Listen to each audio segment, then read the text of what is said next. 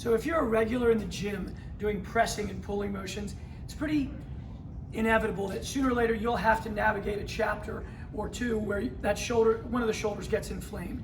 It's a complex set of joints that dynamically move and stabilize and very often result in some sort of inflammation at some point in time, even if it's just from sleeping on it wrong. Because it's complex, it'd be foolish for me to say there's a one-size-fits-all recommendation.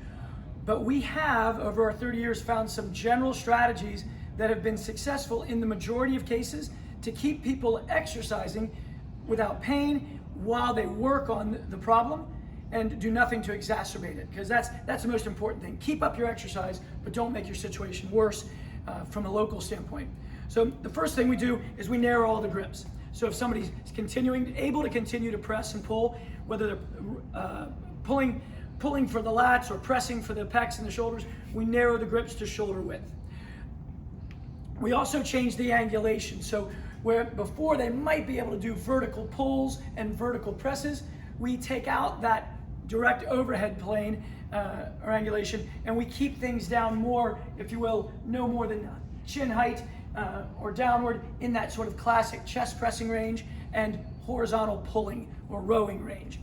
We find that dumbbells, great success rate because the shoulder complex seems to be able to find a path that it's comfortable with, and that's good because the first rule is don't do any greater harm. So whether you're rowing with a single arm, dumbbell pressing with a single arm, or using a cable, single arm work, very, very good strategy. And if you're going double arm work, two hands allow that sort of variation in the angle. Additionally, some physical therapy approaches that sometimes in the fitness community can be overlooked because they're so local, they're not for me. They're worthy of attention once you get some inflammation, because after all, your priorities change. The priority is getting that shoulder better, not trying to add on an extra pound of muscle or stay ripped.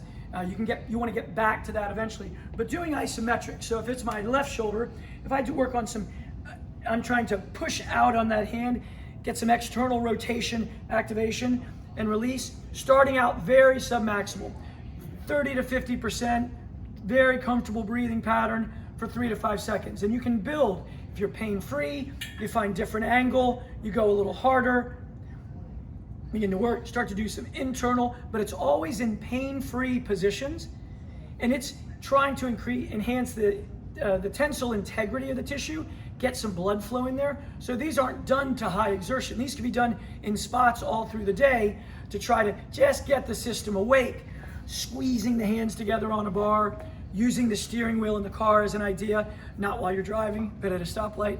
But anytime you have a chance to pain-free do some isometrics that activate that cuff situation comfortably, that's a great idea in the long run. So some isometrics, narrow the grips, change the angle, think about changing the tool from maybe a bar to some dumbbells. Keep the shoulder happy when it's unhappy so that you can continue to get all the other benefits from your exercise in the gym, but not exacerbate that wing while it's on the heel.